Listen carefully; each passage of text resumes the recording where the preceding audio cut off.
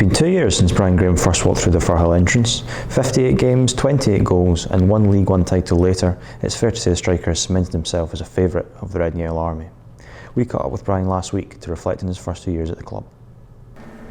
To be honest, it's been a rollercoaster 2 years. Some good, some bad, some indifferent. But I've delighted most part of it. It's been great. The day I signed, I think there was a few others signed as well. I think Lee O'Connor was one of them. It was Bar Jonas one.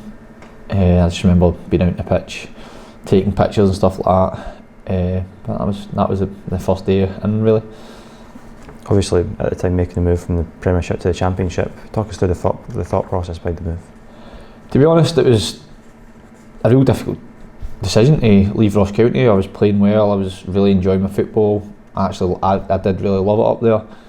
But I was up there on my own and staying and doing a lot of travelling back and forward with the wife and the kids in Glasgow, and she basically wanted me down the road. We did think about moving them up, but my wife worked for the council since she was 17 years of age, so I didn't really want her losing her job and stuff like that. And so it was time to come home, and took a big massive pay cut to come down the road. And if I'm being really honest, the first 3 days in at the club, I was actually thinking to myself, Brian, what have you done? I looked about the changing room and I just thought, I don't know if there's enough in this to get us out the hole we were in. But the gaffer, to be fair to him, got rid of a couple, and we were slowly but surely starting to get there, and then bang, everything happened, and it was trying to find out what was going on in Twitter with all that sort of stuff. So it was, as I said earlier, it was an emotional rollercoaster. Yeah, and you mentioned earlier on everything sort of shutting down. It's well known what happened to the club after that. As someone at that point had only played 7 games for the club, what was that uncertainty like?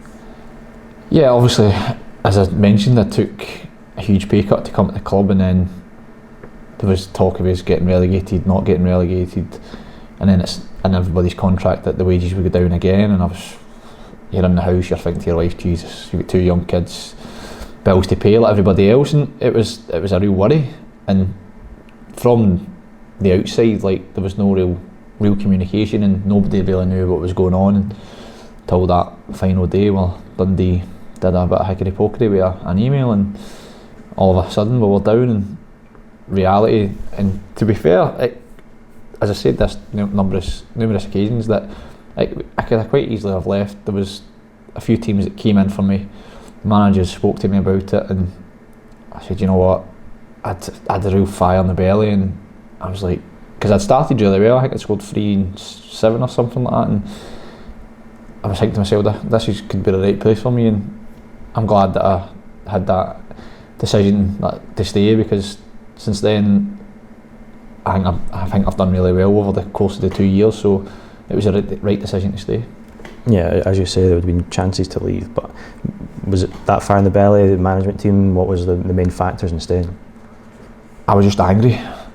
I was really angry, and I thought to myself, I can't really use the words, what I really thought to myself on the camera, but I thought do you know what, let's get in the trenches, let's battle and let's fight, and let's get ourselves back to where we belong, and stick up a few people, if I'm really honest.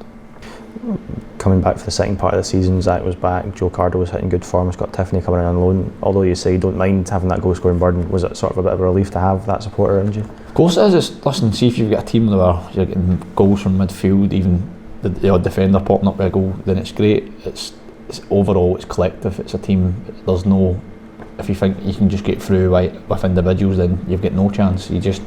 Everybody, as I said, in the trenches together.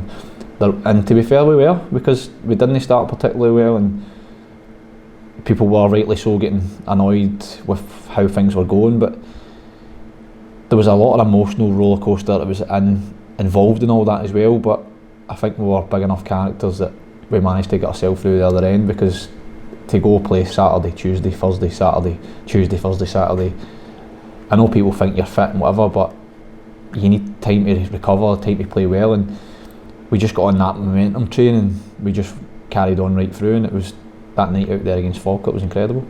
In amongst that spell, there was one where you had 4 goals in 5 games, and over the course of the season you were our top goal scorer. Were you feeling in good form at that point?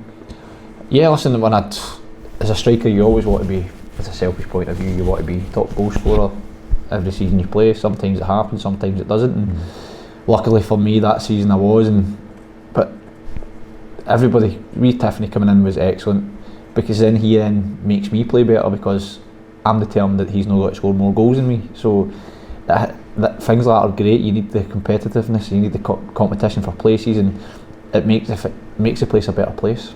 And we went top of the league with a win against Dumbarton. Then first post-split game, we had Ayr United here at Firhill. You got the winning goal. How good did that goal and that win feel for us? I still remember it, very scrappy. It comes off the bar, and as all strikers say, you're in the right place at the right time, and I managed to scramble at home and run into the crowd that were in the canal, try to give them a wee wave. So, because obviously fans weren't allowed in at that particular time, so I still remember it. But I think every game against Airdrie I remembered, because I always scored. And still playing through pain towards the end of the season, and a few players doing that. What was the motivation? We just knew we had to win the title. Like, my ribs were knackered. I remember scoring a cracking goal against East Fife early on. Like, I lobbed the goalkeeper, and the boys were running to go and jump on me, and I'm telling them, don't jump on me. And there was another game, my ribs went again, and we were playing Peterhead away. Kenny Arthurs came in with goalkeeping shots, and we've cut all the padding out, put it on, stuck it on my ribs to help me. Managed to help that game, but I couldn't really move. And then we did it for the next game, and I had to take it off because I felt as if it was suffocating me. I felt as if I couldn't breathe. But at that stage where the momentum was going, you don't want to be missing. Even though you're injured, you still want to contribute, you want to make sure you're in the team. And I think I was scoring goals at that particular time, so the gaffer didn't really want to leave me out either. And we get the draw against Cole, which means we know a win against Falkirk wins us the title. And after basically a year where we'd all been sort of about trying to win this title, how big a game was that for us? My decision to stay was all about that night. It was just all kind of, when you see the crowd outside, and we were in obviously the bar through there, and everybody outside, flares going off, everybody happy, over the moon, because the club had been through the mire, and there was light at the end of the tunnel that night. And to be fair, we've took it on to this season. We're still doing really well, and we're still in there with a great chance. And you never know, the momentum train might kick in again and go on a great run, and you just never know what could happen by the end of the season. And last season there were no fans in at all, but did you still get a sense of how much it meant to the fans, and especially afterwards?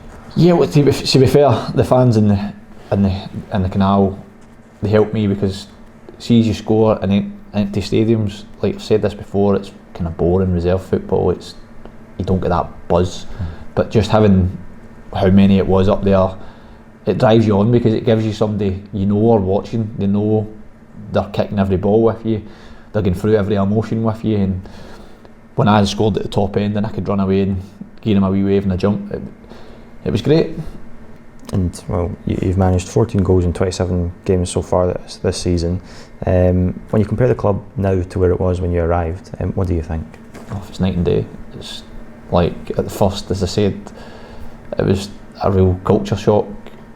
Boys didn't even train hard enough. They just thought they could walk about and do what they wanted, and that wasn't the gaffer's fault. That sometimes you can shout and boil at players, but their heads weren't in it, and I just don't think they cared. But now we've got the real mentality in the dressing room that if anybody even tried that nowadays, they'd get a right kick up the backside, and everybody would be on them, because we've got an honest group now, and we've got boys that want to fight for each other and want to do well for each other. There have been plenty of memorable moments over the 2 years you've had at the club so far. If you had to pick out 2 or 3, what would your favourites be?